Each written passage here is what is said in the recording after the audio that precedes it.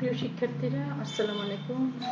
আজ ব্যাংকিং ও বিমার ব্যাংকিংয়ের প্রথম অধ্যায়ের ব্যাংকিংয়ের ধারণা এবং বিমার মৌলিক বিমা সম্পর্কে যে ক্লাস দুটো নেওয়া হয়েছে সেটাই তোমরা আবার ভালো করে দেখবে। ওই ক্লাস দুটো থেকেই তোমাদের সামনে যে পরীক্ষা আসছে 1 তারিখ থেকে, সেই পরীক্ষার জন্য প্রশ্নগুলা সেভাবেই সাজানো হয়েছে। তো তোমরা সেভাবেই প্রিপারেশন নিবা। আমরা আমাদের এই পরীক্ষা শেষ হওয়ার পরে আমরা ব্যাংকিং এবং বিমার বিস্তারিত আলোচনা করব।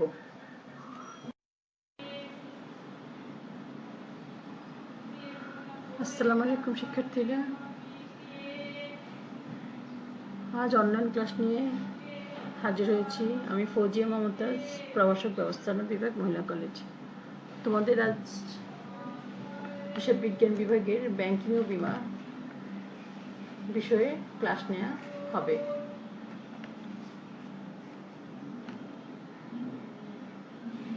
আজ আমরা প্রথম অধ্যায়ে ভূমিকা অধ্যায়টি আলোচনা করব। ব্যাংক এবং ব্যাংকিং এর ধারণা নিয়ে প্রথমে বলছি। ব্যাংক শব্দের উৎপত্তি দেখো। ব্যাংক ইংরেজি শব্দ, এর আবিধানিক অর্থ হলো নদীর তীর, জলাশয়, ধনভাণ্ডার, লম্বা টুল বা বেঞ্চ অথবা অর্থ গচ্ছিত করা প্রভৃতি। ব্যাংক উৎপত্তি নিয়ে মতভেদ রয়েছে, তবে এটা সত্যি যে ইতালি শব্দ ব্যাংকো বা জার্মান শব্দ ব্যাংকি হতে আধুনিক ব্যাংক শব্দের উৎপত্তি হয়েছে। ইতালি যে ব্যাংক শব্দ তথা ব্যাংকিং পদে আদি উৎসস্থলেতে কোনো সন্দেহ নেই। পরবর্তীতে এখান থেকেই অন্যান্য দেশে বা স্থানে পরিবর্তিত রূপে আধুনিক ব্যাংক শব্দের উৎপত্তি ও প্রচলন হয়।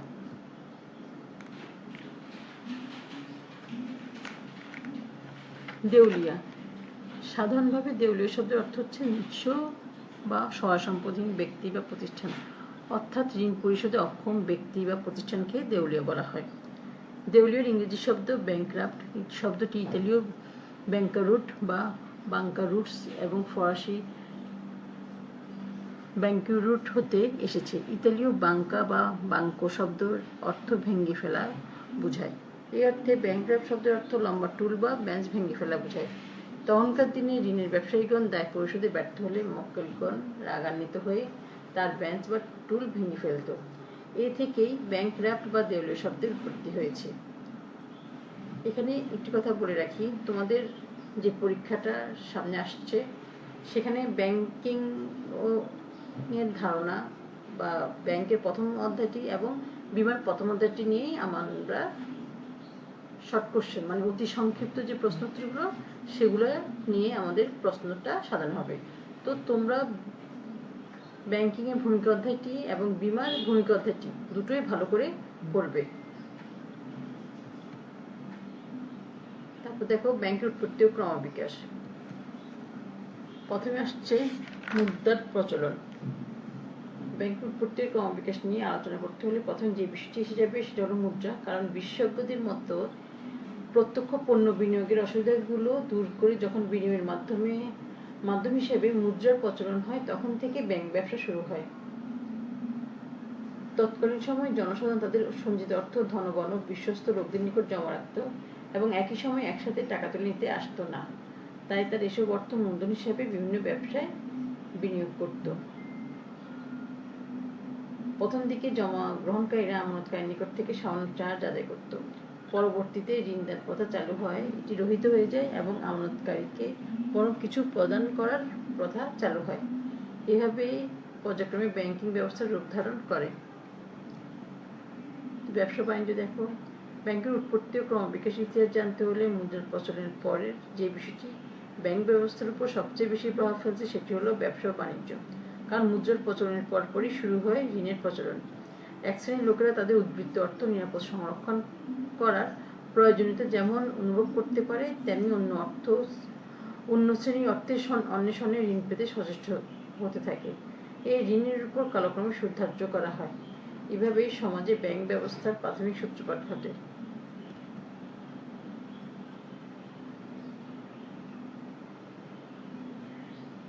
তারপর সভ্যতা দৃষ্টিকোণ থেকে যদি আমরা দেখতে পারি, প্রাচীন সভ্যতা এবং ব্যাংকের ক্রমবিকাশ। প্রথমে যদি সিন্ধু সভ্যতা বলি,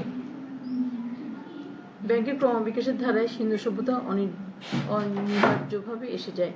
খ্রিস্টপূর্ব 5000 সালে সুদূর গ্রিস, রোম ও মিশরের ন্যায় সিন্ধু অববাহিকায় বাণিজ্যিক লেনদেন সংক্রান্ত তথ্য পাওয়া যায়। ব্যাংকের ন্যায় প্রতিষ্ঠানের মাধ্যমে তারা আর্থিক লেনদেন করত, কারণ এই সময় মহেঞ্জোদারো ও হরপ্পায় সিন্ধু সভ্যতা গড়ে ওঠে। বৈদিক সভ্যতা, বৈদিক যুগেও ব্যাংক ব্যবস্থার প্রচলন ছিল বলে বিভিন্ন ধরনের আলামত পাওয়া যায়। ব্যাবিলনীয় সভ্যতায় ব্যাবিলনীয় সভ্যতায় ব্যাংক ব্যবস্থার দৃষ্টান্ত পরিলক্ষিত হয়। বিশ্বস্ততার ভিত্তিতে খুঁজতে গিয়ে উপাসনালয়কে কেন্দ্র করে খ্রিস্টপূর্ব 2000 সালে ব্যাংক ব্যবস্থা গড়ে ওঠে। এটি ছিল উপাসনালয় ভিত্তিক ব্যাংকিং ব্যবস্থা, যার কেন্দ্রীয় বিন্দুতে থাকত পুরোহিতগণ। এরা সমাজে সৎ ও প্রভাবশালী হওয়ার কারণে জনগণ তাদের উদ্বৃত্ত অর্থ সম্পদ স্বাচ্ছন্দ্যে এখানে জমা রাখত। রোমান সভ্যতা, ব্যাংকের উৎপত্তি ও ক্রমবিকাশের ইতিহাসে রোমান সভ্যতা এক অনন্য উদাহরণ হিসাবে সবার কাছে স্বীকৃত। খ্রিস্টপূর্ব 1000 সালে রোমের বিভিন্ন স্থানে, বিশেষ করে 7 পাহাড়ের ল্যাটিন গ্রামগুলোতে অত্যন্ত নিয়মতান্ত্রিক উপায়ে ব্যাংক ব্যবসা পরিচালিত হতে বলে তথ্য পাওয়া যায়। ব্যাংকের ক্রমবিতরণের ক্ষেত্রে চৈনিক সভ্যতা এক অনন্য ভূমিকা পালন করে এসেছে। আধুনিক ব্যাংকের গোড়াপত্তনের ইতিহাসে চীন সভ্যতা এক গুরুত্বপূর্ণ অবদান রেখেছে।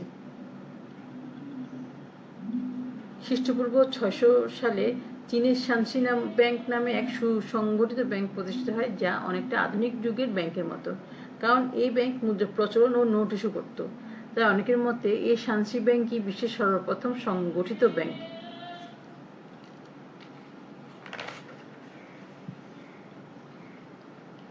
এই জন্য আরো অনেক সভ্যতা তোমরা পাবে, সেগুলা পড়ে নেবে।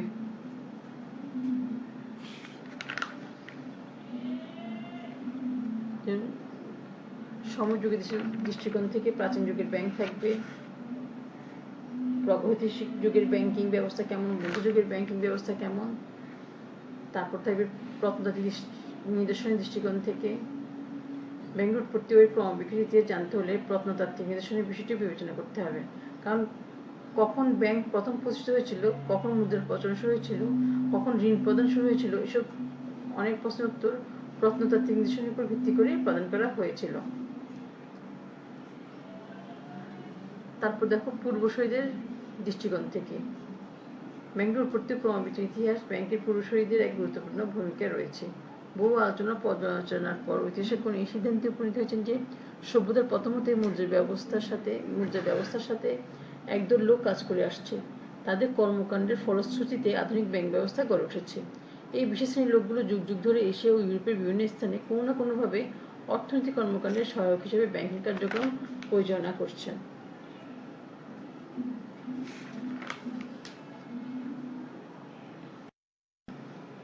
এখন আমরা দেখব আধুনিক ব্যাংকের পূর্বসূরি কারা। প্রাচীনকালের সমাজে যখন অর্থের প্রচলন ছিল না, তখন ব্যাংক ব্যবস্থার প্রয়োজন ছিল না এবং ব্যাংকের অস্তিত্বও ছিল না। সমাজে অর্থের প্রচলনের সাথে সাথে ব্যাংক ব্যবস্থার প্রয়োজনীয়তা অনুভূত হতে থাকে, তবে সমাজে ব্যাংক ব্যবস্থা একদিনে গড়ে ওঠেনি।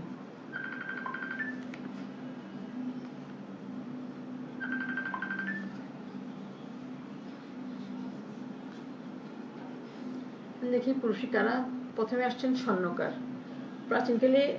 প্রাচীনকাল ও মধ্যযুগে প্রাতিষ্ঠানিক ব্যাংক ব্যবস্থা ছিল না, তখন স্বর্ণকার পৃথিবীর বিভিন্ন দেশে ব্যবসায়ী বা অর্থের ব্যবসায় লিপ্ত ছিল। বিভিন্ন দেশে ব্যাংকিং ইতিহাস পর্যালোচনা করলে দেখা যায় যে স্বর্ণকার গ্রন্থে ব্যাংক ব্যবস্থা প্রসারে গুরুত্বপূর্ণ ভূমিকা পালন করে। স্বর্ণ বা অর্থ জমা গ্রহণের পর এক পর্যায়ে পরিদৃষ্ট হলো যে তাদের হাতে প্রচুর অর্থ, স্বর্ণ, রৌপ্য ইত্যাদি জমা পড়েছে, কিন্তু একসাথে সকল জমাকারীগণ বা স্বর্ণের মালিকগণ এগুলো উঠিয়ে নিতে আসে না। তাই জমাকৃত বিপুল পরিমাণ স্বর্ণ বা অর্থ হতে একটি নির্দিষ্ট পরিমাণ অর্থ রেখে বাকি অর্থ বা স্বর্ণ ঋণ হিসাবে প্রদানের চিন্তায় উন্মেষ ঘটে। ঋণ প্রদানের বিনিময়ে তারা ঋণের উপর নির্দিষ্ট সুদ আদায় করত। এইভাবে প্রাচীনকালে স্বর্ণকারদের অর্থনৈতিক কার্যাবলী লাভজনক হতে শুরু করে। তারপর দেখি আমরা মহাজন। যে সকল ব্যক্তিবর্গ সুদের বিনিময়ে অর্থ ধার দিয়ে মুনাফা অর্জন করে তাদেরকে মহাজন শ্রেণী বলে চিহ্নিত করা হয়। আধুনিক ব্যাংকিং ব্যবস্থার প্রচলন ও উন্নয়নে এই শ্রেণীর যথেষ্ট অবদান রয়েছে। প্রাচীনকাল থেকে এই শ্রেণীর লোকজন সুদের ব্যবসা করত। এসব মহাজনদের নিকট দরিদ্র সর্ববিত্ত লোকজন ঋণ গ্রহীতারা সময়মতো ঋণ পরিশোধে ব্যর্থ হতো। ফলশ্রুতিতে তাদের বন্ধকি সম্পদ হাতছাড়া হয়ে যেত। এছাড়াও এই সকল মহাজনদের নিকট বিত্তবান লোকেরা বিশেষ করে তাদের অর্থকড়ি সন্নিহিত জমা রাখত। মহাজনদের জমাকৃত এই অর্থের একটি অংশ রেখে বাকি অংশ ব্যবসা বা শিল্পে বিনিয়োগ করে লাভবান হতো এবং লাভের কিছু অংশ জমাকৃত টাকার উপর সুদ হিসাবে জমাদানকারীকে প্রদান করত। ইতালি লোম্বার্ডির প্রদেশের রাজধানী ফ্লোরেন্সের মেডিসি নামক মহাজনরা এই সুদের ব্যবসায় বেশি করত। পরবর্তীতে অবশ্য এই ব্যবসা ইংল্যান্ড, ফ্রান্স, জার্মানি প্রভৃতি দেশেও প্রসার লাভ করে।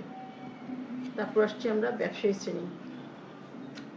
আধুনিক ব্যাংক ব্যবসার প্রসারে ব্যবসায়ীদের ভূমিকাও নগণ্য নয়। ইউরোপ ও ভারত উপমহাদেশে এই ব্যবসায়ীদের কর্মতৎপরতা বেশি ছিল বলে প্রতীয়মান হয়। প্রাচীনকাল থেকে এই শ্রেণীর লোকেরা বিত্তশালী ছিল। এরা সমাজের সম্মানীয় বিশ্বস্ত ছিল। তাই জনগণ নিঃসংকোচে তাদের নিকট অর্থ সম্পদ, স্বর্ণালঙ্কার প্রভৃতি জমা রাখত।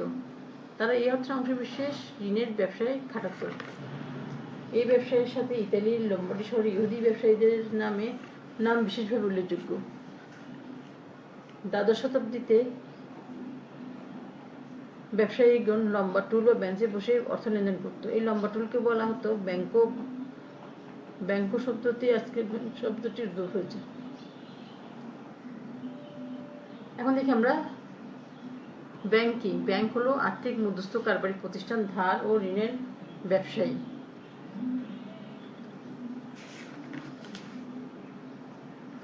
এখন দেখো কি ধরনের ব্যাংক ব্যবস্থা, কি ধরনের বৈশিষ্ট্যগুলো দেখতে পাই। সংগঠন।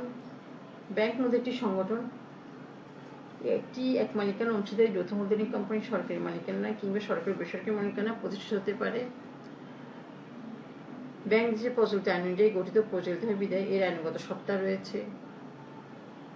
ব্যাংকের অন্যতম বৈশিষ্ট্য হল বিশ্বস্ততা। ব্যাংকের বিশ্বস্ততা না থাকলে জনগণ তার উপর আস্থা রাখতে পারত না এবং বিপুল পরিমাণ অর্থ জমা রাখত না। ব্যাংকের বৈশিষ্ট্য বা প্রকৃতি হলো অর্থ ঋণের ব্যবসা করা। অর্থ ঋণের ব্যবসা ব্যতীত ব্যাংক অন্য কোনো কাজ করে না। তাই ক্রেয়ান কোর্স বলেন, ব্যাংক হলো একটি আর্থিক মধ্যস্থকারী প্রতিষ্ঠান, ধার ও ঋণের ব্যবসায়ী। ব্যাংকের একটি অন্যতম বৈশিষ্ট্য হলো একে সর্বদা তারল্য বজায় রাখতে হয়। তারল্য ছাড়া ব্যাংক কার্যক্রম চালানো সম্ভব হয় না। তারল্য বলতে সম্পদকে নগদ অর্থে রূপান্তর করাকে বোঝানো হয়। নিরাপত্তা ব্যাংকের অন্যতম প্রধান বৈশিষ্ট্য। এটি বিশ্বব্যাপী জনগণের অর্থ সম্পদের নিরাপত্তার প্রতীক হিসেবে কাজ করে। ব্যাংক যে কোনোভাবেই হোক না কেন জনগণের ও নিজের সয় সম্পদের নিরাপত্তা নিশ্চিত করে।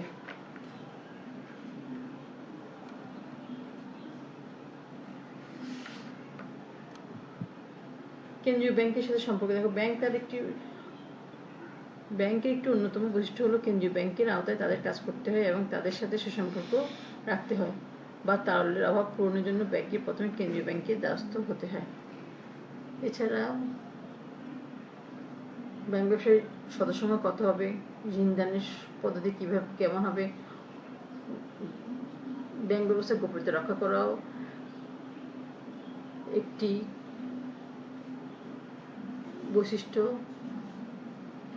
ব্যাংক গোপনীয়তা রক্ষার প্রতীক হিসেবে কাজ করে। মক্কেলদের প্রতিনিধি হিসেবে ব্যাংক কাজ করে।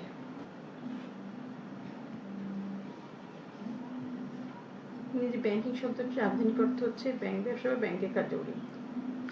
তাই সাধারণভাবে বলা যায় ব্যাংক যা করে তাই ব্যাংকিং। ব্যাংকিং হলো একজন ব্যাংকের কার্যাবলী, ব্যাংকের সংরক্ষণ ও ব্যবস্থাপনা। ব্যাংক ও ব্যাংকিং একে অপরের সাথে ওতপ্রোতভাবে জড়িত।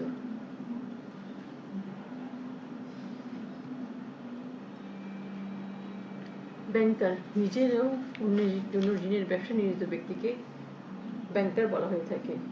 ব্যাংকিং কার্যে সরাসরিভাবে নিয়োজিত ব্যক্তি, প্রতিষ্ঠান উদ্যোক্তা, পরিচালক, ব্যবস্থাপক, কর্মী সকলকে ব্যাংকার বলে অভিহিত করা যায়। মক্কেল সাধারণত কোনো ব্যক্তি বা প্রতিষ্ঠান যদি ব্যাংকে চলতি সঞ্চয় স্থায়ী হিসাব খুলে ব্যাংকের সাথে সম্পর্ক স্থাপন করে তাকে মক্কেল বলা হয়। ব্যাংকে কেউ একবার লেনদেন করলে চলবে না, তাকে ব্যাংকের সাথে ক্রমাগত লেনদেন চালিয়ে যেতে হবে। আমরা দেখি ব্যাংকের উদ্দেশ্য। 3 ধরনের উদ্দেশ্য দেখা যায়। প্রথমটা হচ্ছে প্রাতিষ্ঠানিক উদ্দেশ্যগুলি। এই উদ্দেশ্যগুলির লক্ষ্য হলো মুনাফা অর্জন করা, ব্যাংকের মাধ্যমে বিনিয়োগের মাধ্যম সৃষ্টি করা, সেবা প্রদান করা এবং আমানত গ্রহণ এবং ঋণ দান করা।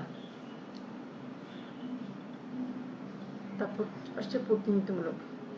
ব্যাংক মক্কেলদের বা অনেক সংস্থারই প্রতিনিধি হিসেবে কাজ করে। আর্থসামাজিক উদ্দেশ্যগুলি। মূলধন গঠনে সহায়তা করে, আর্থিক নিরাপত্তা বিধান করে, শিল্পায়ন, কর্মসংস্থান এবং সর্বোপরি জীবনযাত্রার মান উন্নয়নে সহায়তা করে।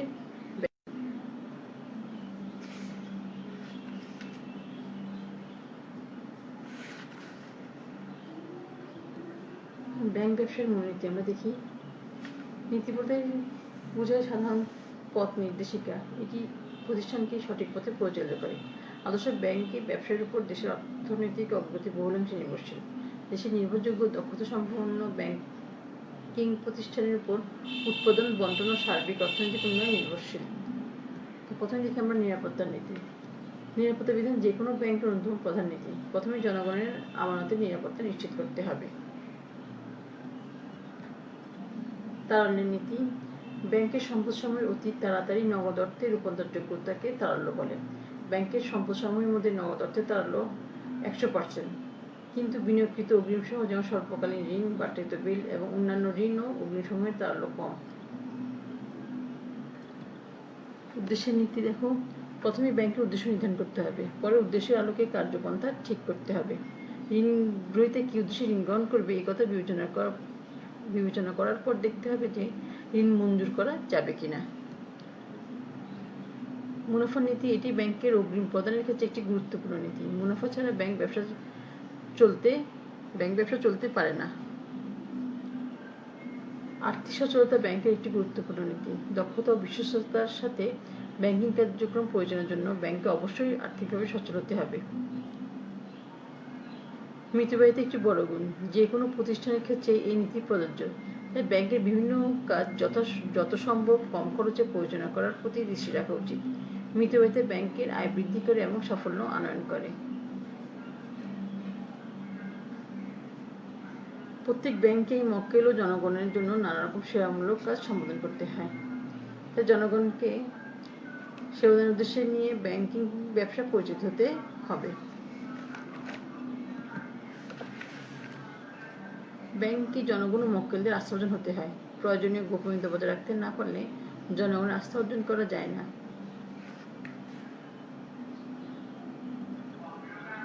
ব্যাংকের জাতীয়তা নীতি। ব্যাংকের জাতীয়তা নীতি ব্যাংক নির্বাচনের ক্ষেত্রে একটি গুরুত্বপূর্ণ উপাদান। বিদেশি ব্যাংকের চেয়ে দেশি ব্যাংক অধিক নিরাপদ নির্ভরশীল। দেশি ব্যাংকে সঞ্চিত আমানত দেশের মূলধন গঠনে সহায়তা করে থাকে, যা দেশের অর্থনৈতিক উন্নয়নে অবদান রাখে। ব্যাংকের শ্রেণীবিভাগ নিয়ে আলোচনা করলে দেখা যায়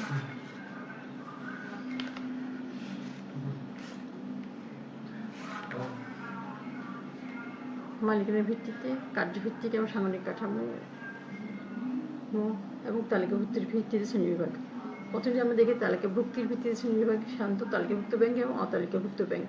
তালিকাভুক্ত ব্যাংক সাধারণত কেন্দ্রীয় ব্যাংকের অধীনে বা নিয়ন্ত্রণাধীনে কাজ করে। অতালিকাভুক্ত কেন্দ্রীয় ব্যাংকের নিয়ন্ত্রণাধীন থাকে না। সাংগঠনিক কাঠামো ভিত্তিতে শ্রেণীবিভাগটা সেটা আমি পরবর্তী স্লাইডে আলোচনা করব। কার্যভিত্তিক ব্যাংক দেখো, অনেক ধরনের ব্যাংক হতে পারে। কৃষি নিয়ে যে ব্যাংক কাজ করবে সেটা কৃষি ব্যাংক। শিল্পে বিনিয়োগ করবে বা শিল্পকে আগে নিয়ে যাবে সে ধরনের ব্যাংক হলো শিল্প ব্যাংক। খুচরা ব্যাংক এরকমভাবে পাইকারি ব্যাংক, ক্ষুদ্র কুটির শিল্প, বন্ধকি ব্যাংক, মিশ্র ব্যাংক, গ্রামীণ ব্যাংক, সবগুলো হলো কার্যভিত্তিক শ্রেণীবিভাগ। এবং মালিকানা ভিত্তিক শ্রেণীবিভাগ দেখো আমরা সরকারি ব্যাংক সম্পূর্ণ সরকারি তত্ত্বাবধানে থাকবে। বেসরকারি ব্যাংক সম্পূর্ণ সরকারি মালিকানাধীন ছাড়া সেটা বেসরকারি ব্যাংক। সরকারি এবং বেসরকারি যৌথ উদ্যোগে যে ব্যাংক সেটা হলো সরকারি বেসরকারি মালিকানাধীন ব্যাংক। আর যে সকল ব্যাংক সরকারি বিশেষ আইন ও সংবিধানের বিশেষ আদেশগুলি গঠিত সেগুলোকে স্বায়ত্তশাসিত ব্যাংক বলে। আর সরকারি ও বেসরকারি যৌথ মালিকানাধীন ব্যাংকের ক্ষেত্রে সাধারণত 51% শেয়ার সরকারি মালিকানায় এবং 49% শেয়ার বেসরকারি মালিকানাধীনে থাকে। এখন সাংগঠনিক কাঠামোর ভিত্তিতে শ্রেণীবিভাগগুলো দেখে আমরা একক ব্যাংক। যে ব্যাংক কেবলমাত্র একটি অফিসের মাধ্যমে সমস্ত ব্যাংকিং কার্যক্রম পরিচালনা করে তাকে একক ব্যাংক বলে। শাখা ব্যাংক যে ব্যাংকিং ব্যবস্থা একটি কেন্দ্রীয় অফিসের অধীনে দেশ বিদেশের বিভিন্ন স্থানে একই নামে অনেকগুলো শাখা প্রতিষ্ঠিত পরিচালিত হয় তাকে শাখা ব্যাংকিং বলে। চেইন ব্যাংক যে ব্যাংক ব্যবস্থা একই শ্রেণীভুক্ত কতিপয় ব্যাংক তাদের নিজস্ব মূলধন, কর্মচারী স্বাধীন সত্তা বজায় রেখে সমঝোতা ও সহযোগিতার ভিত্তিতে ব্যাংকিং কার্যক্রম পরিচালনা করে তাকে চেইন ব্যাংকিং বলে। গ্রুপ ব্যাংক দেখো যে ব্যাংক ব্যবস্থায় কোনো একটি আর্থিক প্রতিষ্ঠান একই ধরনের কতগুলো ক্ষুদ্র ব্যাংকের অধিকাংশ শেয়ার ক্রয়ের মাধ্যমে তাদের নিয়ন্ত্রণভার গ্রহণ করে তাকে গ্রুপ ব্যাংকিং বলে। এবং মিশ্র ব্যাংকিং হলো যে ব্যাংকিং ব্যবস্থা একই সাথে জামানত গ্রহণ এবং দীর্ঘমেয়াদী ঋণ মঞ্জুর ও বিনিয়োগ করা হয় তাকে মিশ্র ব্যাংকিং বলে। তোমাদের পরীক্ষাটা খুব দ্রুতই আরম্ভ হয়ে যাবে। ব্যাংকিং ও বিমার, ব্যাংকিং এর ভূমিকা অধ্যায় এবং বিমার ভূমিকা অধ্যায় দুটোই কিন্তু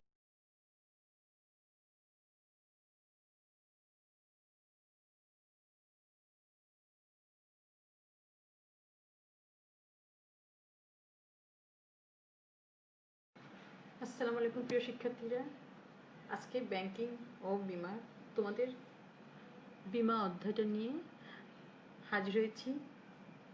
আমি ফৌজিয়া মমতাজ, প্রভাষক, ব্যবস্থাপনা বিভাগ। মূলত আজকে আমি বিমার ভূমিকা অধ্যায় নিয়ে আলোচনা করব। ওখানে বিমার সংজ্ঞা থাকবে, বিমার শ্রেণী বিভাগ থাকবে, বিমার চুক্তি, চুক্তির বৈশিষ্ট্য, অপরিহার্য উপাদানগুলা, দ্বৈত বিমা, পুনঃবিমা, বিমা ও নিশ্চয়তার পার্থক্য, এসবগুলো নিয়ে আজকে আলোচনা করা হবে।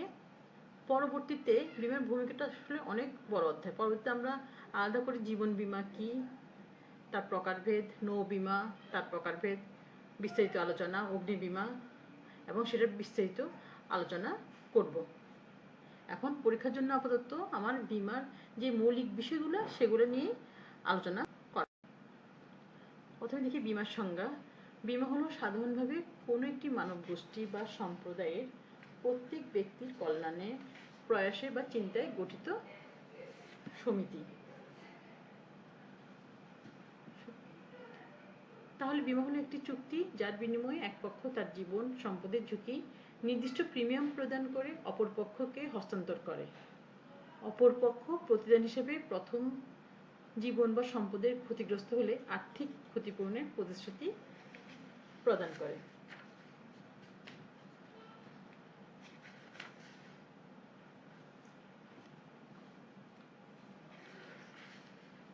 তারপরে আমরা দেখব বিমার বৈশিষ্ট্য।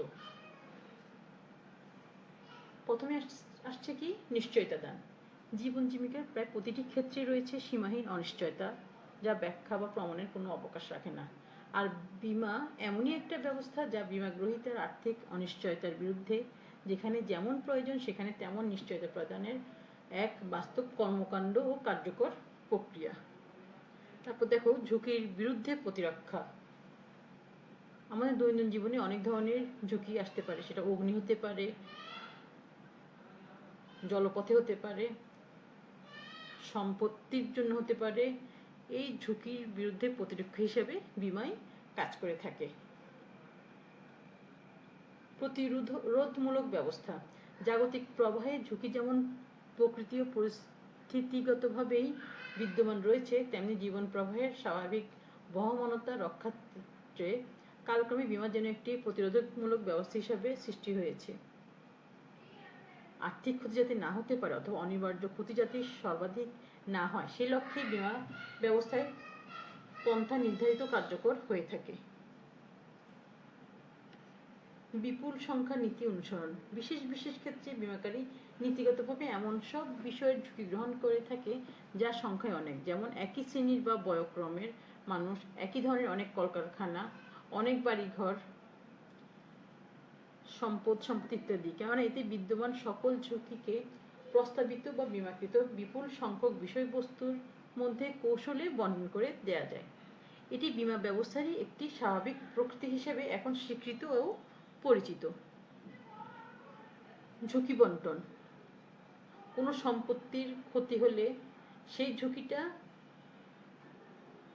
অন্যকে বন্টন করে বা বিমাকারীর কাছে দিয়ে দেওয়াটাই হলো ঝুঁকিটা আরেকজনের কাছে দিয়ে দেয়া। বিমা সেই ব্যবস্থাটাই করে।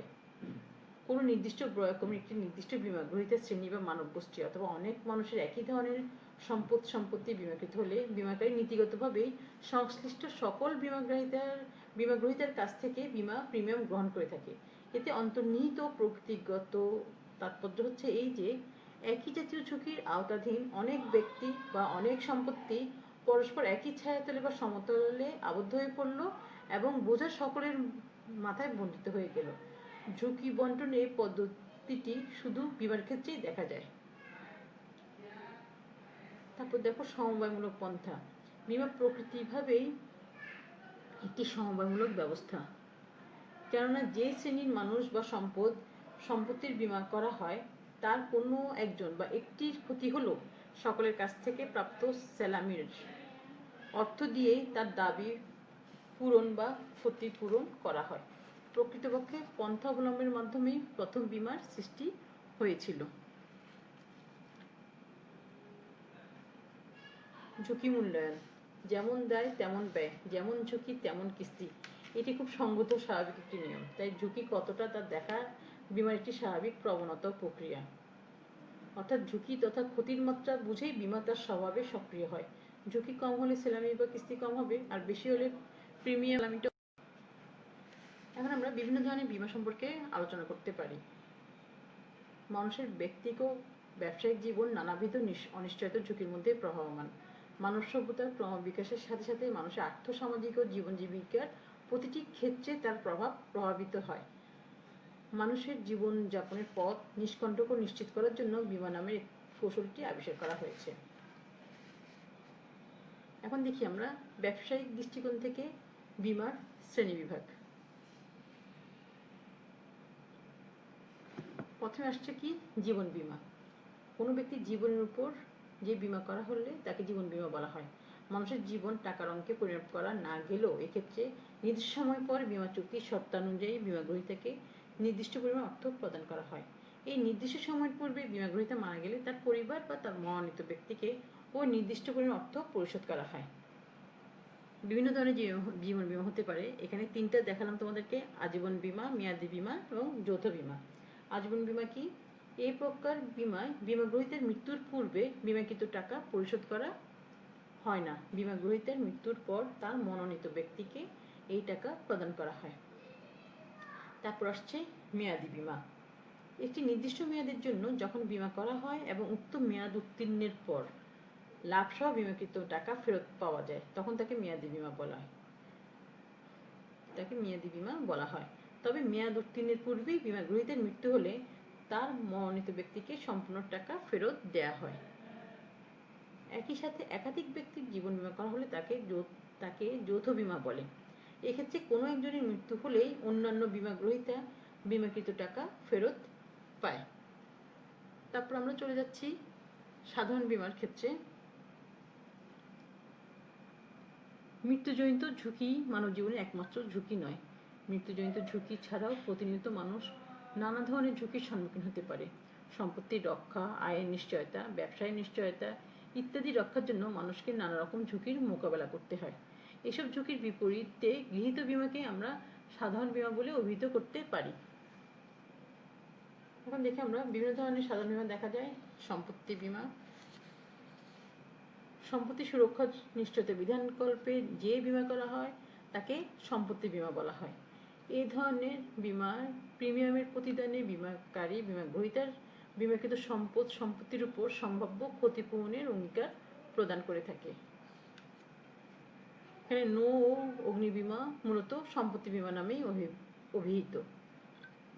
নৌপথে বা সমুদ্রপথে পণ্যদ্রব্য পরিবহনকালে কোনো দৈব দুর্ঘটনাজনিত ক্ষতির হাত থেকে রক্ষা পাওয়ার জন্য যে বীমা করা হয় তাকে নৌ বীমা বলে। আর অগ্নি বীমা দেখো, কোনো সম্পত্তির অগ্নিকাণ্ডের ক্ষতিজনিত ঝুঁকি হ্রাসের নিমিত্তে নির্দিষ্ট প্রিমিয়ামের বিনিময়ে যে বীমা চুক্তি করা হয় তাকে অগ্নি বীমা বলে। এখানে আরেকটা আছে বিবিধ বীমা। নৌ বীমা, অগ্নি বীমা ব্যতীত চৌর্য বা অপহরণ বীমা, বিশ্বস্ততা বীমা, শ্রমিকের ক্ষতিপূরণ বীমা, স্বাস্থ্য বীমা ইত্যাদি বহু ধরনের বীমা আমাদের ব্যক্তিগত, সামাজিক ও অর্থনৈতিক নিরাপত্তা নিশ্চয়তা বিধানে কাজ করে যাচ্ছে। সম্পত্তি বীমার মধ্যে আরেকটা আছে দায় বীমা। বীমাকারী বা বীমা কারবারি চুক্তি মোতাবেক সম্পত্তি অথবা ব্যক্তিগত দুর্ঘটনা বা মৃত্যুজনিত ক্ষতিপূরণ করে দিতে দায়বদ্ধ যে বীমা চুক্তি তাকে দায় বীমা হিসেবে অভিহিত করা হয়। এটিও সাধারণ বীমার আওতাভুক্ত। বিশ্বস্ততা বা আনুগত্য বীমা, মোটরযান বীমা, কলকবজা বীমা ইত্যাদি দায় বীমার অন্তর্ভুক্ত।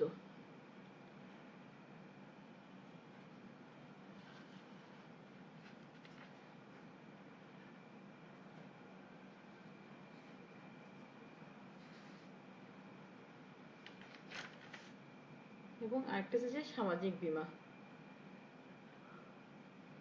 সাধারণত এই ধরনের ছাড়াও সামাজিক বিভিন্ন কাজের জন্য যে বীমা করা হয় সেটিকে আমরা সাধারণ বীমা বলে থাকতে পারি। সচরাচর সেটি দেখা যায় না।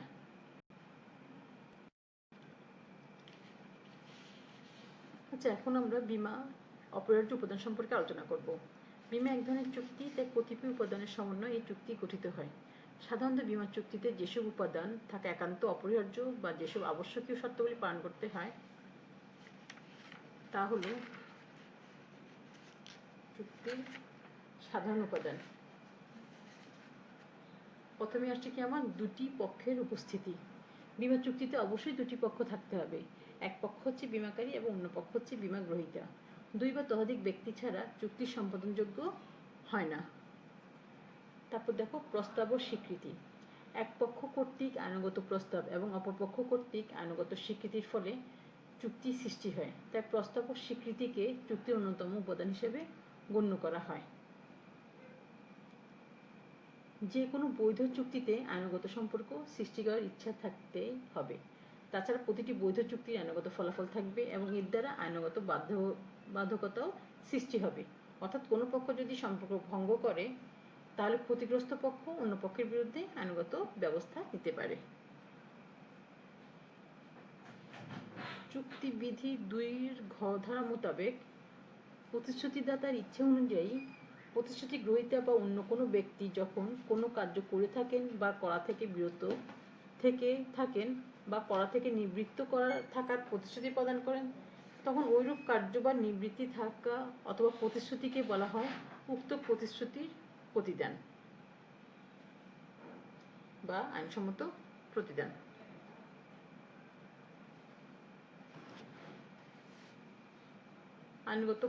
আইনগতভাবে প্রাপ্তবয়স্ক, প্রকৃতস্থ, আর্থিকভাবে সচ্ছল এমন প্রত্যেক ব্যক্তিই চুক্তি সম্পাদনের যোগ্য। সুতরাং দেশের আইন অনুসারে অপ্রাপ্তবয়স্ক, বিকৃত মস্তিষ্ক, দেউলিয়া ব্যক্তি, অযোগ্য ব্যক্তিবর্গ চুক্তিতে অংশগ্রহণ করতে পারেন না। সুতরাং চুক্তি গঠনের পক্ষসমূহের যোগ্যতা একটি অন্যতম অপরিহার্য উপাদান। নিশ্চয়তা দেখো, চুক্তির অপরিহার্য উপাদান হলো যে চুক্তির অর্থ সুস্পষ্টভাবে বর্ণিত হতে হবে। চুক্তি আইনের 29 ধারার মতে যদি সম্মতির অর্থ সুস্পষ্ট না হয় অথবা সুস্পষ্ট রূপে নির্ধারণ করা সম্ভব না হয় তবে তা নিষ্ফল বলে প্রতীয়মান হবে। এগুলো হলো একটি চুক্তির সাধারণ উপাদান। বিশেষ উপাদানগুলো দেখি আমরা। বীমাযোগ্য স্বার্থ। বীমার বিষয়বস্তুতে বীমা গ্রহীতার যে আর্থিক স্বার্থ জড়িত থাকে তাকেই বীমাযোগ্য স্বার্থ বলে। বীমা চুক্তিতে বীমা গ্রহীতার বীমাযোগ্য স্বার্থ থাকতেই হবে। বীমাযোগ্য স্বার্থ না থাকলে বীমা চুক্তি গঠন করা যায় না। সুতরাং যে কোনো বীমা চুক্তি সম্পাদনে বীমাযোগ্য স্বার্থ থাকা আবশ্যক।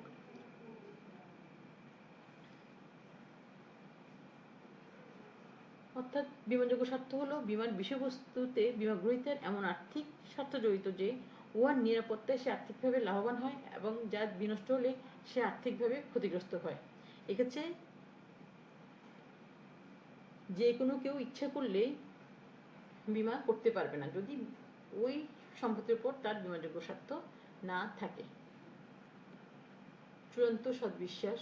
এটি বীমা চুক্তির একটি অপরিহার্য উপাদান। বীমা চুক্তি চূড়ান্ত সদ্বিশ্বাসের উপর সম্পাদিত হয়। বীমা গ্রহীতা কর্তৃক বীমার বিষয়বস্তু সংক্রান্ত সমগ্র বিষয় সম্বন্ধে সত্য ও সঠিক তথ্য প্রকাশ করা বাঞ্ছনীয়। বীমা চুক্তি সম্পাদন করার সময় কোনো তথ্য গোপন রেখে সত্য প্রকাশ না করলে বীমাকারী তার ঝুঁকিগত দায় অঙ্গীকার করতে পারে এবং চুক্তি বাতিল হয়ে যেতে পারে। ক্ষতিপূরণ। ক্ষতিপূরণ বীমা চুক্তির একটি আবশ্যকীয় উপাদান। অগ্নি, নৌ বা অন্যান্য সকল প্রকার বীমা ক্ষতিপূরণের চুক্তি হিসেবে গণ্য হয়। ক্ষতিপূরণের এই চুক্তি অনুযায়ী বীমা গ্রহীতা বীমাকৃত বস্তু নষ্ট বা ক্ষতি হলে ক্ষতিপূরণ পাবে। ক্ষতি বহির্ভূত লাভ করার কোনো অবকাশ নেই। প্রত্যক্ষ কারণ। বীমা চুক্তিতে বীমাকারী বা বীমা গ্রহীতার মধ্যে সম্পাদিত চুক্তিপত্রে যেসব কারণে দুর্ঘটনা ঘটলে ক্ষতিপূরণ দিতেই হবে বা দেয়া হবে বলে উল্লেখ করা হয় তাকে ক্ষতির প্রত্যক্ষ কারণ হিসেবে অভিহিত করা যায়। স্থলাভিষিক্ততা। বীমার ক্ষেত্রে স্থলাভিষিক্ততা একটি গুরুত্বপূর্ণ উপাদান। এটি বীমার অন্যতম নীতি হিসেবে বিবেচিত হয়। এই নীতি অনুযায়ী অগ্নি, নৌ অথবা অন্যান্য বীমার ক্ষেত্রে বীমাকারী বীমা গ্রহীতার সম্পূর্ণ ক্ষতিপূরণ প্রদানের জন্য ক্ষতিগ্রস্ত বীমাকৃত সম্পত্তির যা অবশিষ্ট থাকে তা বীমাকারীই পাবে। অর্থাৎ বীমাকৃত বিষয়বস্তু ক্ষতিগ্রস্ত হলে বীমাকারী বীমা গ্রহীতাকে সম্পূর্ণ ক্ষতিপূরণ প্রদান করার পর যদি কিছু সম্পদ উদ্ধার করতে পারে তাহলে বীমাকারী তার অধিকার লাভ করবে। সময় খুবই একটা গুরুত্বপূর্ণ বা মূল্যবান শর্ত। বীমার ঝুঁকি কখন থেকে শুরু হবে এবং চুক্তির মেয়াদ কি হবে তার চুক্তিতে উল্লেখ থাকতে হবে। নৌ বীমা এবং অগ্নি বীমার ক্ষেত্রে বীমাকৃত বস্তু সাধারণত নির্দিষ্ট সময়ের জন্য বীমা করা হয়। বীমা গ্রহণ করার সময় থেকে বীমার ঝুঁকি আরম্ভ হয় এবং চুক্তিতে উল্লিখিত সময় শেষ হলে চুক্তির পরিসমাপ্তি ঘটে। এখন আমরা বীমা চুক্তি কি সেটা দেখি। মানুষের জীবন এবং সম্পদের ঝুঁকির বিপক্ষে নিরাপত্তা নিশ্চিততা বিধান করাই বীমার কাজ। কারণ ব্যক্তিগত জীবন ও সম্পত্তি সর্বদাই ঝুঁকিপূর্ণ। যে কোনো সময় মানুষের মৃত্যু হতে পারে কিংবা সম্পদের ক্ষতি হতে পারে। বীমা হচ্ছে এক ধরনের চুক্তি যা দ্বারা সম্পদের ক্ষতিপূরণের ব্যবস্থা করা হয়।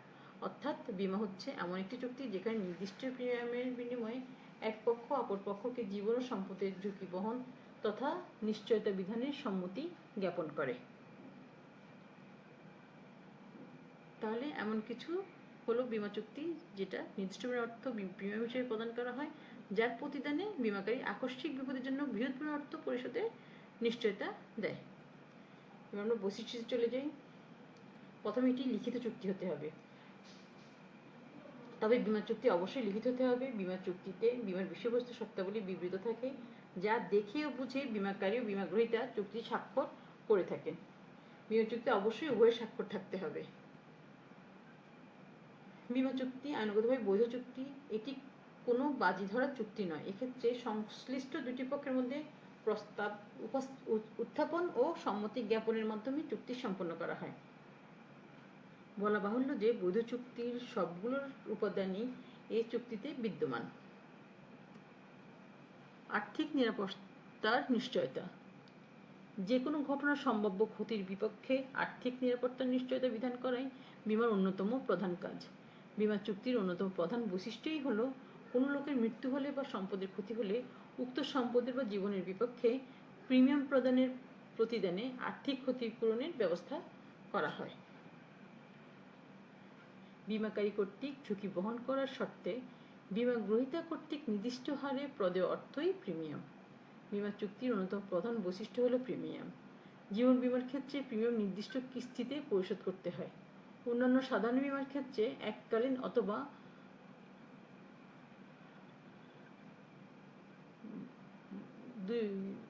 বছরে দুইবারও এই অর্থ পরিশোধ করা যায়। বীমাযোগ্য স্বার্থ। যে কোনো ধরনের বীমার ক্ষেত্রে বীমার বিষয়বস্তুর উপর বীমা গ্রহীতার আর্থিক স্বার্থ জড়িত থাকতে হবে, অন্যথায় ওই বিষয়বস্তুর উপর বীমা করা যাবে না। বীমা চুক্তির ক্ষেত্রে বীমাকারী এবং বীমা গ্রহীতার উভয়ের মধ্যে সদ্বিশ্বাস থাকতে হবে। অর্থাৎ বীমা গ্রহীতা কর্তৃক বীমার বিষয়বস্তু সম্পর্কে কোনো তথ্য গোপন না করে খুঁটিনাটি সব প্রকাশ করতে হবে। অন্যদিকে বীমাকারীও চুক্তির কোনো ধারা সম্পর্কে বা ধারা গোপন করতে পারবে না।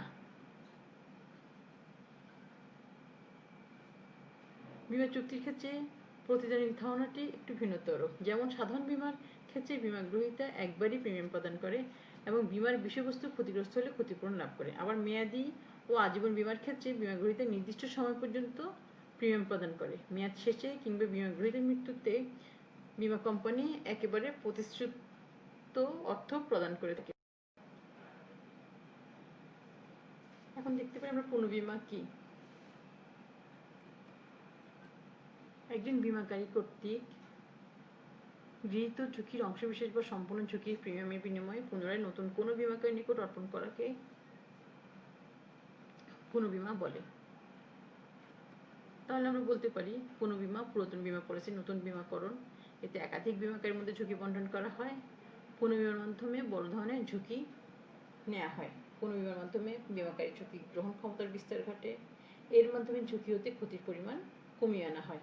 সুতরাং বলা যাচ্ছে পুনর্বীমা হচ্ছে একটি চুক্তি যেখানে বিমাকারী মূল বিমাকারীকে ঝুঁকি বহনের সমর্থন করে যাতে ঝুঁকির পরিমাণ কমে আসে। অর্থাৎ প্রথমে বিমাকারী যে ঝুঁকি বহন করতে অক্ষম তার অংশবিশেষ অন্য বিমাকারীর নিকট পুনরায় বিমা করার প্রক্রিয়াই হলো পুনর্বীমা।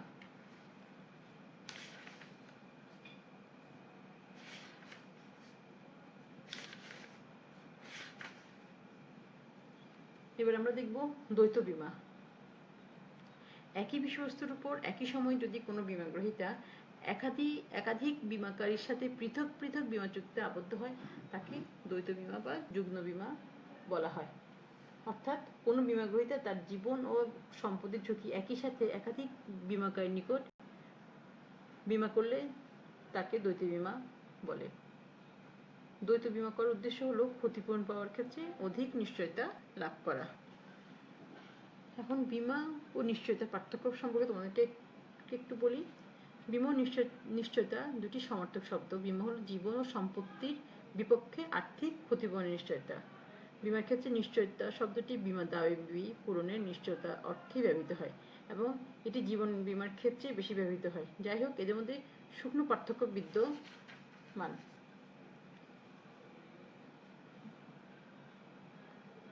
এখন বীমা নিশ্চয়তার মধ্যে যে সকল পার্থক্য বিদ্যমান সেই পার্থক্যের বিষয়গুলো সম্পর্কে আলোচনা করা হবে। প্রথমে আসছে ঘটনার প্রকৃতি। বীমার ক্ষেত্রে দেখি আমরা কোনো অনিশ্চিত ঘটনা অর্থাৎ ঘটতে পারে নাও ঘটতে পারে এরূপ পরিস্থিতিতে ক্ষতির বিপক্ষে ক্ষতিপূরণের বেলায় এই শব্দটি প্রয়োগ করা হয়। আর নিশ্চিতের ক্ষেত্রে দেখো কোনো নিশ্চিত ঘটনা অর্থাৎ কোনো ঘটনা ঘটবেই এই পরিস্থিতিতে অর্থ প্রদানের প্রতিশ্রুতির ক্ষেত্রে নিশ্চয়তা শব্দটি ব্যবহৃত হয়ে থাকে। যেমন জীবন বীমার ক্ষেত্রে নির্দিষ্ট মেয়াদ শেষে অবশ্যই অর্থ পরিশোধ করতে হয়। তারপর আসছে শব্দের উৎপত্তিকাল। বীমা ব্যবসায় শুরু থেকেই বীমা শব্দটি ব্যবহৃত হয়ে আসছে। অন্যদিকে জীবন বীমা ব্যবসার উৎপত্তির পর এটি সীমিত আকারে ব্যবহৃত হয়ে আসছে। কোনটি? নিশ্চয়তা। তারপর আসছে সংযুক্ততা। সম্পত্তি বীমার ক্ষেত্রে অর্থাৎ নৌ, অগ্নি অথবা অন্যান্য ক্ষতিপূরণ বীমার ক্ষেত্রে বীমা শব্দটি বিশেষভাবে প্রযোজ্য, কারণ এই ঘটনা ঘটতেও পারে নাও ঘটতে পারে। আর অন্যদিকে নিশ্চয়তা হলো জীবন বীমার ক্ষেত্রে নিশ্চয়তা শব্দটি বিশেষভাবে ব্যবহৃত হয়, কারণ এক্ষেত্রে ঘটনা নিশ্চিত থাকে। বীমা চুক্তিতে সাধারণত স্বল্প মেয়াদী হয়। যে কোনো ধরনের সম্পত্তি বীমা সাধারণত 1 বছর বা তার কম সময়ের জন্য হয়ে থাকে। অন্যদিকে নিশ্চয়তা শব্দটি জীবন বীমার ক্ষেত্রে বিশেষভাবে প্রযোজ্য হওয়ায় তা সাধারণত দীর্ঘমেয়াদী হয়ে থাকে। তারপর দেখো অর্থ প্রদানের আবশ্যকতা। বীমা চুক্তির ক্ষেত্রে ক্ষতি হলেই মাত্র ক্ষতিপূরণ করা হয়। ক্ষতি না হলে প্রিমিয়াম হিসেবে প্রাপ্ত অর্থ প্রতিষ্ঠানের লাভ হিসেবে গণ্য হয়। অন্যদিকে নিশ্চয়তা চুক্তির ক্ষেত্রে বীমা দাবি পূরণের বিষয়টি নিশ্চিত থাকে। আজীবন বীমার ক্ষেত্রে মৃত্যু এবং মেয়াদী বীমার ক্ষেত্রে মেয়াদ উত্তীর্ণ যে কোনো কারণে বীমা দাবি পূরণের প্রয়োজন হয়। বৃত্তি বীমার ক্ষেত্রে নিশ্চিতভাবেই দাবি পূরণ করতে হয়। শব্দের প্রয়োগ দেখো। শব্দের প্রয়োগ অত্যন্ত ব্যাপক। কোন শব্দ? বীমা শব্দটি। জীবন ও সম্পত্তি সকল ক্ষেত্রে এই শব্দের প্রয়োগ করা হয়। এই দুটি ক্ষেত্র অত্যন্ত ব্যাপক। আর নিশ্চয়তা শব্দের প্রয়োগ অত্যন্ত সীমিত। আজীবন ও মেয়াদী জীবন বীমার ক্ষেত্রে এর প্রয়োগ করা হয়। সুতরাং বীমা ও নিশ্চয়তা এই দুটি শব্দের প্রয়োগ ক্ষেত্রে কিছুটা ভিন্নতা বিদ্যমান, তবে এই পার্থক্যের তেমন মৌলিক ভিত্তি নেই। বীমার এই ভূমিকা অধ্যায়টি যা পড়িয়েছি আমি ততটুকুই তোমরা ভালোভাবে পড়বা। বারবার বলছি, পরীক্ষার জন্য প্রস্তুতি গ্রহণ করো, সময় বেশি নেই। অনলাইনে আমরা পরীক্ষার ব্যবস্থা করেছি, এতদিনে তোমরা সেটাও জেনে গেছো। এখন শুধু পড়া করবে আর পরীক্ষা দিবে। ভালো থেকো সবাই। আল্লাহ হাফেজ।